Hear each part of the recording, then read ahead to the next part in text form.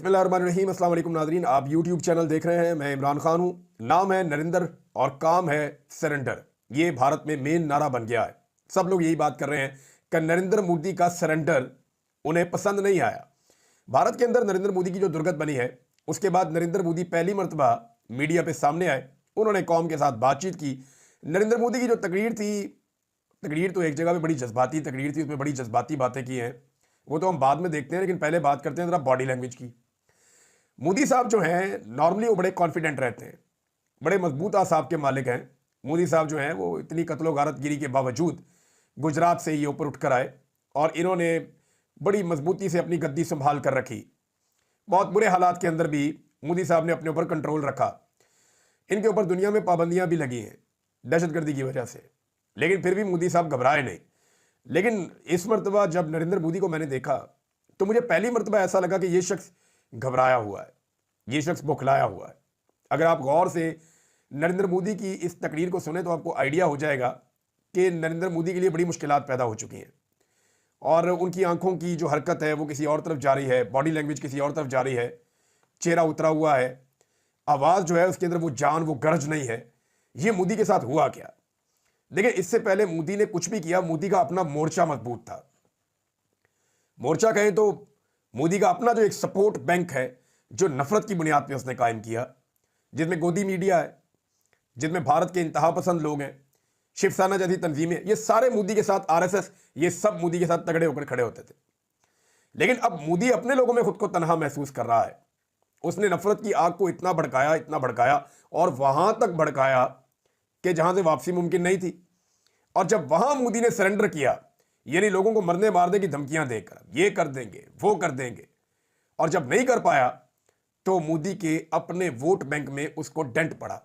उसकी अपनी जो जाती सपोर्ट थी वो खराब हो गई और यही घबराहट आज मोदी के चेहरे पे नजर आ रही है। पहले मोदी से अगर दुनिया नाराज थी या मुखालिफिन नाराज होते थे तो परेशानी वाली बात नहीं थी, अपना किला मजबूत था। आज मोदी का अपना किला मजबूत नहीं है, वो अपने घर में महफूज नहीं है। बार बार पाकिस्तान का नाम लिया नरेंद्र मोदी ने और जो बहुत सारी बातें की उनमें पाकिस्तान को धमकाया, बार बार नाम लिया, दहशतगर्दों का जिक्र किया, फिर ये कहा जी हमने बड़े अच्छे निशाने लगाए हैं, भारतीय हथियार जो हैं उनकी बड़ी मांग बढ़ जाएगी, हमारे हथियारों ने कमाल काम किया, हमारी सेना ने, फौज ने कमाल काम किया। तो मोदी ने बहुत सारी ऐसी चीज़ें कही कि जैसे मोदी ने बड़ा कारनामा किया है। लेकिन मोदी की बातों के अंदर ऐसा साफ फील हो रहा था कि जो वो कह रहे हैं उस पर उन्हें खुद भी यकीन नहीं है। ये उनकी बॉडी लैंग्वेज में, उनके बोलने में ये नजर आ रहा था। एक जो बात मोदी ने कही वो ये कि खून और पानी एक साथ नहीं बह सकता, और दहशतगर्दी के ऊपर हम पाकिस्तान से बात करेंगे और कश्मीर के ऊपर हम पाकिस्तान से बात करेंगे। लेकिन मोदी ने स्पेसिफिकली कहा कि आज़ाद कश्मीर से, जो पाकिस्तान के जेरे कंट्रोल है, उस पर वो बात करेंगे। पाकिस्तान जब बोलता है तो पाकिस्तान कहता है नहीं, हम मकबूजा कश्मीर में बात करेंगे जहां पे कश्मीरियों को इन्होंने दबा कर रखा हुआ है। आज़ाद कश्मीर में तो कश्मीरी पाकिस्तान से खुश है, वो तो पाकिस्तान के साथ रहना चाहते हैं। लेकिन मकबूजा कश्मीर में जो कश्मीरी हैं वो भारत के साथ नहीं रहना चाहते। तो लेट द कश्मीरीज डिसाइड, उन्हें फैसला करने दीजिए कि वो कहां रहना चाहते हैं, किसके साथ रहना चाहते हैं या आज़ाद रहना चाहते हैं। ये फैसला वो खुद करेंगे। अब खून और पानी एक साथ नहीं बह सकता, इसका मतलब यह है कि दहशतगर्दी का बहाना बनाकर भारत सिंध तास मुआहदे की खिलाफवर्जी जारी रखेगा और वो ये कहता रहेगा कि हम पानी रोकेंगे, दरिया झेलम का, दरिया चनाब का और दरिया सिंध का। तो पाकिस्तान को ये पानी खोलना पड़ेगा और भारत को अब इस बात का आइडिया हो गया है कि ये जब चाहेंगे अपना पानी खोल लेंगे, हम इन्हें नहीं रोक सकेंगे। जब इन्हें S-400 जो दुनिया का सबसे बेहतरीन एयर डिफेंस सिस्टम है वो नहीं रोक पाया। और वैसे भी मैं आपको ये बता देता हूं कि जो सुपरसोनिक मिसाइल्स होते हैं ना, उन्हें रोकने वाली अभी कोई टेक्नोलॉजी एज सच है नहीं दुनिया में। जो दुनिया के फास्टेस्ट मिसाइल्स हैं वो भारत के पास भी हैं और पाकिस्तान के पास भी हैं। उन्हें रोकने के लिए कोई एयर डिफेंस सिस्टम इतने कारआमद है नहीं, वो अपने टारगेट पर जाकर गिरी जाते हैं। दुनिया मिसाइल टेक्नोलॉजी में ज़्यादा आगे चली गई है और जो दिफाई टेक्नोलॉजी है, जो एयर डिफेंस का सिस्टम है, उसमें उतना आगे नहीं गई। लिहाजा भारत ये जानता है कि ये स्ट्रक्चर्स तबाह भी हो सकते हैं। अब नरेंद्र मोदी ने इतनी जारहाना तकरीर की तो पाकिस्तान में से इसका जवाब कौन देगा, ये बड़ा सवाल। क्या वो खानदान जवाब देगा जिसको लाकर इक्तदार में बैठाया पाकिस्तान की एस्टेब्लिशमेंट ने? क्या नवाज शरीफ जवाब देगा जो मोदी का नाम नहीं ले सकता, आरएसएस का और भारत का नाम नहीं ले सकता? क्या शहबाज शरीफ जवाब देगा जो उसी नवाज शरीफ का भाई है और उसी से पूछकर सब कुछ करता है? क्या जवाब देगी मरियम नवाज जो नरेंद्र मोदी की और नवाज शरीफ की दोस्ती की तस्वीरें जो हैं वो बड़े फख्र के साथ सोशल मीडिया पे पोस्ट करती हैं? तो इनसे तो जवाब नहीं हो पाएगा। और जो शख्स जवाब दे सकता है या जिसको जवाब देना है वो बंदा जेल में बैठा हुआ है और वो जवाब दे सकता है, उसी में हिम्मत है जवाब देने की। ये लोग नहीं कर पाएंगे, हत्ता कि इनका अपना सोशल मीडिया भी ये नहीं कर पा रहा और ना ये उनसे होगा। नाज़रीन, इस वक्त जो पाकिस्तान की मिलिट्री एस्टेब्लिशमेंट है उसके पास दो ऑप्शन हैं और ये मैं आपको बड़ा क्लियरली कह रहा हूं कि उन दोनों में से एक वो कर सकते हैं इस वक्त। यानी दोबारा से 9 मई की तरह Pakistan Tehreek Insaf, social media activist, इख्तलाफी आवाज़ें, जो सहाफ़ी हैं, जो आइन की बात करते हैं, कानून की बात करते हैं, उन सबको एक मरतबा फिर गद्दार डिक्लेयर करके कि ये इंडिया के साथी हैं, दीवार के साथ लगा दें। लेकिन 4 महीने, 6 महीने, 2 महीने में जब भी कभी ये सिचुएशन तब्दील होगी, क्योंकि अभी तो कौम कुछ चीज़ें और तरह से देख रही है, तो फिर से एक ऐसी लड़ाई शुरू हो जाएगी जिसमें एस्टेब्लिशमेंट दोबारा फंस जाएगी। तो मेरा नहीं ख्याल कि वो ये तजर्बा आप करने वाले हैं दोबारा, मुझे नहीं लगता। ये नहीं, मेरी कॉमन सेंस ये नहीं मानती कि जिस एक्सट्रीम पे एस्टेब्लिशमेंट पहले पाकिस्तान तरीके इंसाफ से या आम पाकिस्तानियों से या नौजवानों से लड़ रही थी, एस्टेब्लिशमेंट वापस उस लड़ाई को वहीं पे ले जाना चाहेगी इस कामयाबी के बाद। मुझे नहीं लगता, मेरी कॉमन सेंस नहीं मानती। हो सकता है ये हो भी जाए। दूसरा जो ऑप्शन है वो ये है कि अदलिया को, सहाफत को, सियासत को और पार्लिमान को उसकी छीनी हुई स्पेस जो है वो एस्टेब्लिशमेंट वापस देना शुरू कर दे, उन्हें उनकी स्पेस वापस दे ताकि सब सिविलियंस और इदारे अपना अपना काम करें और अपनी आईनी हुदूद के अंदर वापस चले जाएं और पीछे हटना शुरू हो जाए। इन दोनों कामों को करने का ये बेहतरीन वक्त है, क्योंकि इस वक्त एक कामयाबी की सूरत में थोड़ा रिलीफ मिला है पाकिस्तान की एस्टेब्लिशमेंट को। मैं इसे रिलीफ कहूंगा। बहुत सारे लोग जमीन आसमान के कलाबे में ला रहे हैं। अभी जब मखसूस नशिस्तें पाकिस्तान तहरीक इंसाफ की छीनी जाएंगी, क्योंकि बेंच को देखकर तो यही लगता है कि सीटें छीन ली जाएंगी, हालांकि यहां पे रिव्यू बनता भी नहीं था। 2 जजेस ने बड़ा क्लियरली कह दिया, बल्कि जो उन्होंने कहा उसको तो किसी जगह पे एंटरटेन ही नहीं किया गया, बल्कि उसको आईटी डिपार्टमेंट ने उस फैसले को जारी करने से इनकार कर दिया, किया ही नहीं। ये अनप्रेसिडेंटेड है, ऐसा पाकिस्तान में नहीं होता था, दुनिया में नहीं होता, लेकिन यहां हो रहा है। जस्टिस आयशा मलिक साहिबा ने चीफ जस्टिस को खत भी लिखा कि हमारा फैसला तो कहीं लगाया नहीं जा रहा, पब्लिक ही नहीं किया जा रहा, लेकिन इसके बावजूद वो नहीं हुआ पब्लिक। अब जो बेंच बना है उसमें वो लोग शामिल किए गए हैं जो आईनी बेंच का वो हिस्सा है जो फैसला देगा हुकूमत की मर्जी के मुताबिक या एस्टेब्लिशमेंट की मर्जी के मुताबिक। तो जब पाकिस्तान तहरीक इंसाफ की मखसूस नशिस्तें छीन कर 27वीं आईनी तरमीम के लिए दी जाएंगी मौजूदा हुक्मरानों को या पीडीएम की सरकार को या पीपल्स पार्टी और पीएमएलएन जो हारे हुए इलेक्शन, उनको वो सीटें दी जाएंगी। 2/3 अक्सरियत पूरी करवाई जाएगी उन जमातों की जिनकी मिलाकर सबकी 100 सीटें नहीं बनती, उनकी 2/3 पूरी करवाई जाएगी ताकि एक और आईनी तरमीम की जाए। तो फिर पाकिस्तान में पहले जैसा माहौल हो जाएगा, लोग दोबारा तनकीद करेंगे, लोग खुलकर तनकीद करेंगे और सामने आ जाएंगे। ये हम होता हुआ देखेंगे। अगर तो ये चीजें ऐसे ही जारी रहती हैं तो उम्मीद मैं करता हूं कि ये ना हो, लेकिन ये हो सकता है। एक और डेवलपमेंट ये है कि 2 बंदे हैं जिनका ताल्लुक हुकूमत से है, मैं अभी उनका नाम किसी वजह से नहीं ले रहा। इन 2 बंदों ने कुछ बयानात दिए थे जब जंग का माहौल भारत के साथ चल रहा था। इन्हें एस्टेब्लिशमेंट ने पैगाम दिया कि आप अपना ये बयान वापस ले लें। इन लोगों ने एस्टेब्लिशमेंट को इनकार नहीं किया, उन्हें यह नहीं कहा कि हम अपना बयान वापस नहीं लेंगे, बस ये खामोश हो गए और उन्होंने अपना बयान वापस नहीं लिया। जबकि ख्वाजा आसिफ साहब जो है उन्हें जो भी एस्टेब्लिशमेंट ने कहा उन्होंने वही किया। जब उन्होंने गलत बयान दिया, बाद में उन्होंने अपने बयान की जस्टिफिकेशन भी दी, ये भी कहा कि मेरे मुंह से निकला कुछ और, समझा कुछ और गया, तो वो एस्टेब्लिशमेंट की बात मानते रहे। लेकिन इन 2 लोगों ने इनकार तो नहीं किया, एस्टेब्लिशमेंट के साथ टक्कर तो नहीं ली, लेकिन ये खामोश हो गए। इन्होंने अपने उस बयान को वापस नहीं लिया, इनकार भी नहीं किया, वापस भी नहीं लिया। और दूसरा देखें, एस्टेब्लिशमेंट के अंदर एक और सोच भी पैदा हो रही है। मैं ये टॉप की आदत की बात नहीं कर रहा, उनके मामलात और हैं, उनकी ज़रूरियात और हैं, वो फ़ायदा और नुकसान किसी और चीज़ में भी देख सकते हैं। मैं बात कर रहा हूं इदारे की। तो इदारे के अंदर अब ये सोच पाई जाती है कि जिस नवाज शरीफ के लिए हमने इतनी कुर्बानी दी, जिस नवाज शरीफ के लिए हमने पूरे पाकिस्तान से मुखालफत ले ली, जिस शहबाज शरीफ के लिए पाकिस्तान की पूरी मिडिल क्लास को नाराज़ कर दिया, जिस शहबाज शरीफ के लिए और नवाज शरीफ के लिए हमने पूरे पाकिस्तान में नौजवानों को डिजिटल दहशतगर्द बना दिया और उनको अपने खिलाफ कर दिया, जिस नवाज शरीफ और शहबाज शरीफ के लिए पाकिस्तान के अंदर इतनी बड़ी मकबूलियत को, इतना लोगों के साथ एक लव था, उस सारे को कुर्बान कर दिया। तो इतनी बड़ी कुर्बानी तो पाकिस्तान की एस्टेब्लिशमेंट ने आज तक कभी अपने किसी डिक्टेटर के लिए नहीं दी, जितनी बड़ी कुर्बानी नवाज शरीफ और शरीफ खानदान के लिए दे दी। अब इदारे के अंदर ये सोच पैदा हो रही है और लोग ये बात करते हैं, हमारे बहुत सारे दोस्त हैं वो हमसे ये बात करते हैं कि यार नवाज शरीफ से तो पीटीआई वाले ठीक रह गए, 3 साल हमने इनको मारा, 3 साल इनको हमने जलील किया, और ये फिर हमारे साथ खड़े हो गए मोदी के खिलाफ। इन्होंने मोदी के खिलाफ लड़ाई में पूरा हमारा साथ दिया, पूरा नैरेटिव बनाया।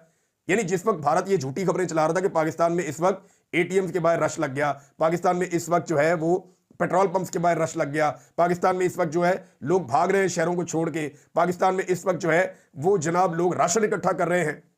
जब ये सारी खबरें भारतीय मीडिया झूठी चला रहा था और एक अफरा तफरी क्रिएट करना चाहता था, तो उस वक्त पाकिस्तान तहरीक इंसाफ का सोशल मीडिया और पाकिस्तान का वो आम नौजवान जिसे हम डिजिटल दहशतगर्द समझते थे, वो मैदान में आया। उसने मीम्स बनाना शुरू की, उसने भारतीय प्रोपेगेंडे का मुंह तोड़ जवाब देना शुरू किया और प्रोपेगेंडे को वाड़ के रख दिया। सूरत इतनी नॉर्मल रखी कि कब लड़ाई शुरू हुई और कब लड़ाई खत्म हुई इसका कौम को पता ही नहीं चला। यानी पाकिस्तानी कौम ने जितने रिलैक्स अंदाज में इस लड़ाई को लड़ा है या इस लड़ाई के दौरान अपने आप को रिलैक्स रखा है, कहीं पे आपने देखा लोग राशन इकट्ठे कर रहे हो या लोग भाग रहे हो या लोग फरार हो रहे हो?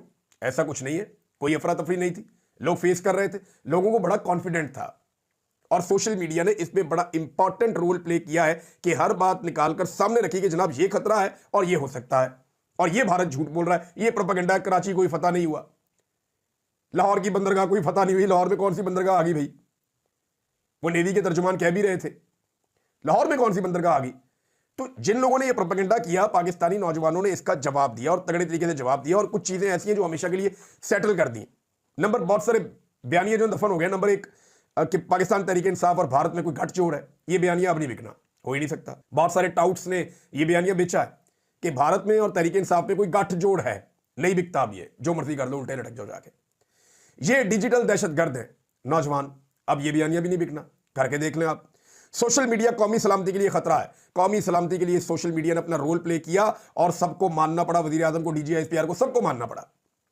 फिर ये सारी चीजें हमारी रहनुमाई कर गई हैं आइंदा के लिए कि जनाब सोशल मीडिया वही करता या कहता है जो उसको ठीक लगता है। ये कंट्रोलेबल नहीं है, ये इमरान खान के कंट्रोल में भी नहीं है। ये उल्टा इमरान खान के खिलाफ हो जाते हैं जब इमरान खान साहब कोई कमजोर या गलत फैसला कर लें तब। तो नाज़रीन, एक बयान जो है वो आर्मी चीफ का भी सामने आया है और मुझे कभी नहीं लगता था कि मैं आर्मी चीफ का बयान पढ़ के सुनाऊंगा, लेकिन क्योंकि ये मामला मेरे मुल्क का है और मेरे दुश्मन मुल्क के बारे में उनका स्टेटमेंट है, तो फिर मुझे पढ़ के सुनाना है। उन्होंने कहा जी, 13 लाख भारतीय फौज अपने तमाम तरह हथियारों से हमें डरा और धमका नहीं सकती। हमारे आबाओ अजदाद और हमने इस मुल्क को बनाने के लिए बेपुनाह कुर्बानियां दी हैं। हम इसकी हिफाजत करना भी जानते हैं। अल्हम्दुलिल्लाह तारीख ने यह साबित किया है कि अफवाज पाकिस्तान और कौम हर जारहियत के खिलाफ पूरी कुव्वत से सीसा पिलाई हुई दीवार साबित हुए हैं। अल्हम्दुलिल्लाह ऐसा हुआ है, पूरी कौम ने मिलकर मुकाबला किया फौज के साथ और नताइज आपके सामने है। नाज़रीन, डोनाल्ड ट्रंप ने एक बात बड़ी क्लियर की है और यहां से एक उम्मीद भी पैदा होती है। डोनाल्ड ट्रंप ने कहा कि मैंने जंग रोकने के लिए दोनों मुल्कों को एक धमकी दी थी। वैसे ट्रंप साहब जो है वो कोई बात अंदर रखते नहीं है, जो बात होती है निकाल के सामने रख देते हैं। रिकॉर्ड सीधा रखता है डोनाल्ड ट्रंप, ये बात उसकी अच्छी है। तो डोनाल्ड ट्रंप ने कहा जनाब मैंने दोनों को धमकी दी थी कि मैं ट्रेड रोक दूंगा, तजारत बंद कर दूंगा आपके साथ, दोनों का बहुत नुकसान हो जाता। और ट्रंप जो है वो तजारत अकेला बंद नहीं करता, फिर वो यूरोप को भी मजबूर करता है और जगहों पर भी करता है। अमेरिका है ना, ताकतवर मुल्क है, लिहाजा ट्रंप की धमकी काम कर गई और फिर जवाब ट्रंप के मुताबिक उसको ये मिला कि ठीक है जी, हम तो यही चाहते हैं कि लड़ाई ना लड़ें और लड़ाई खत्म हो जाए। अब ट्रंप ने एक ऑफर और की है और वो ये ऑफर की है कि मैं सालसी कर सकता हूं कश्मीर का मामला हल करने के लिए। तो ये बड़ी अच्छी बात है। नरेंद्र मोदी ने भी कहा कश्मीर पे बात हो सकती है, लेकिन भारत के अंदर अब एक नया रोला शुरू हो गया है कि तमाम अपोजिशन जमातें और भारतीय मीडिया अब नरेंद्र मोदी पर तनकीद कर रहा है लगातार, और वो ये कह रहे हैं कि अमेरिका होता कौन है हमारे अंदरूनी मामले में मुदाखलत करने के लिए, कि कश्मीर तो पाकिस्तान और भारत का ये एक दो तरफा मामला है, हमेशा से यही पॉलिसी रही है। ये डोनाल्ड ट्रंप कहां से आ गए बीच में, इन्होंने जंगबंदी करवा दी और आपने इनकी बात मान ली और जंगबंदी कर दी, क्योंकि आपने डोनाल्ड ट्रंप के कहने पर जंगबंदी, और ये दरखास्त भी भारत की तरफ से आई, ये भी अमेरिका ने कंफर्म कर दिया। तो यहां पे अब एक बड़ा मजेदार काम होने जा रहा है और नाज़रीन आप बड़ा एंजॉय करेंगे। भारत में राहुल गांधी ने एक मुतालबा कर दिया और मुतालबा जनाब राहुल गांधी साहब ने किया है कि ज्वाइंट सेशन बुलाया जाए पार्लियामेंट का, इकट्ठा करो सबको पूरे भारत से, और वहां पे नरेंद्र मोदी आकर सफाई दे और बताए कि ये लड़ाई लड़ी कैसे, ये ऑपरेशन सिंदूर था क्या, और इसके अंदर जो आपने जंगबंदी की है वो क्यों की है और कैसे की है। अब अगर ये भारतीय पार्लियामेंट का इजलास हो जाता है ना तो बड़ा मजा आएगा, क्योंकि वहां पे जो नरेंद्र मोदी के साथ होनी है ये मैं अच्छी तरह जानता हूं। इन्होंने ये कहा, खत लिखा है बाकायदा राहुल गांधी ने। उन्होंने कहा मोदी पार्लियामेंट में आए और पहलगाम हमले के बाद ऑपरेशन सिंदूर और जंगबंदी से मुताल्लिक तफसीलात से आगाह करें। यह खत लिखा है। अगर यह पार्लियामेंट का ज्वाइंट सेशन होता है, जो कि हो भी जाएगा मुझे लगता है, तो नरेंद्र मोदी और उनकी जमात की बड़ी मट्टी पलीत होने वाली है। जो रईस से इज्जत है ना, वो वहां पे पार्लियामेंट में उतार देंगे कांग्रेस वाले और बाकी सियासी जमातें मिलकर, क्योंकि उन्हें बड़े लंबे अरसे बाद मौका मिला है इनकी धुलाई करने का। और अब धुलाई का वक्त है। धुलाई तो अब इनकी इंडिया में लगातार होती चली जाएगी और होती चली जाएगी। मेजर गौरव आर्य और बहुत सारे ऐसे सहाफ़ी या दानिश्वर या तज्जियाकार या यूट्यूबर्स या एनालिसिस करने वाले लोग, ये सारे, मुझे इनके ऊपर तरस भी आ रहा है। इन्होंने नरेंद्र मोदी की बातों में आकर, या नरेंद्र मोदी की जो पॉलिसी चलाते हैं अजीत धवल, उनकी बातों में आकर इन्होंने जमीन आसमान के कलाबे मिला दिए थे। फलां जगह फतह हो गई, फलां जगह भी फतह हो गई, इतने बम मार दिए, उधर ब्राह्मोस फेंको, उधर से तैयारे चले गए, पाकिस्तानी इतने पायलट पकड़ लिए, इतने जहाज तबाह कर दिए, इतनी चौकियां फतह हो गई, वो फौजें भाग गई उनकी, ये सारा कुछ। और जनाब हम आसिम मुनीर को गिरफ्तार करके ले जाएंगे, फलां को हम यहां पे टांग देंगे, फलां बंदे को ये कर देंगे। ये सारी कहानियां इन्होंने जो झूठी सुनाई अपने मीडिया पे, तो बाद में ये सारी कहानियां होगी उलट। अब ये अपनी आवाम को फेस नहीं कर पा रहे। बहुत सारे ऐसे चेहरे हैं जिन्होंने झूठ बोला, अब वो भारतीय मीडिया को दस्तयाब ही नहीं है, उन्हें सारे ढूंढ रहे हैं कि ये गए किधर। और जो वहां पे इख्तलाफी आवाजें हैं या जो इंडिपेंडेंट सहाफी हैं, अब वो एक एक झूठ निकाल कर चला रहे हैं। 15 झूठ पकड़े एक सहाफी ने कि ये वाला भी झूठ बोला, ये वाला भी झूठ बोला, ये वाला भी झूठ बोला। 15 बड़े झूठ जो भारतीय मीडिया ने बोले हैं इस 3 दिनों 4 दिनों के अंदर जंग के दौरान, वो इस वक्त हाईलाइट हो गए हैं पूरे भारत के अंदर, और भारतीय मीडिया की क्रेडिबिलिटी बढ़ गई है। अब उन्हें एक ही बात समझ आ रही है भारतीय मीडिया को, ये सारा कुछ मोदी पे डाल दो, और मोदी का बुरा वक्त चल रहा है। मोदी का बुरा वक्त अब टलने को नहीं है।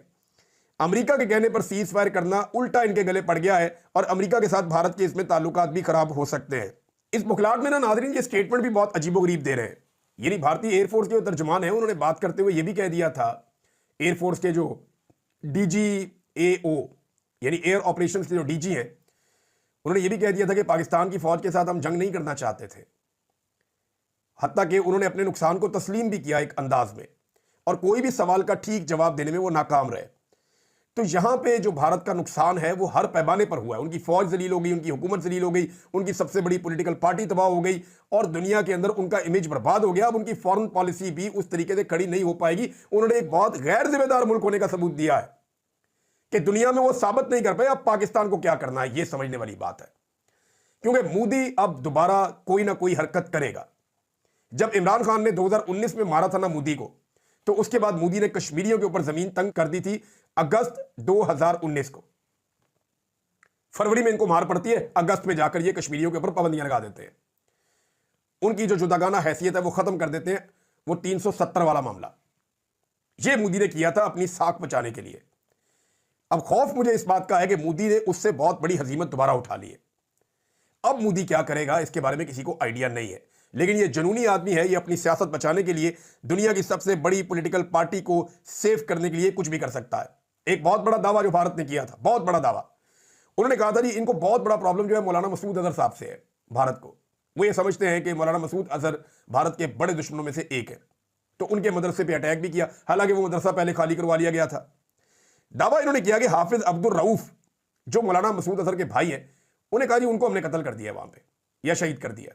उनकी वीडियो भी आ गई है, वो अभी भी जिंदा है और बिल्कुल ठीक है। तो भारत ने जो एक बड़े बंदे का जिक्र किया कि कम से कम एक बड़ा टारगेट उन्होंने अचीव किया है, तो पता चला कि वो भी नहीं कर पाए। इतनी बुरी शिकस्त या इतना नाकाम ऑपरेशन, जो ऑपरेशन सिंदूर है ना, वो मेरे ख्याल में दुनिया के ऑपरेशंस की तारीख का नाकाम तरीन और फजूल तरीन ऑपरेशन है।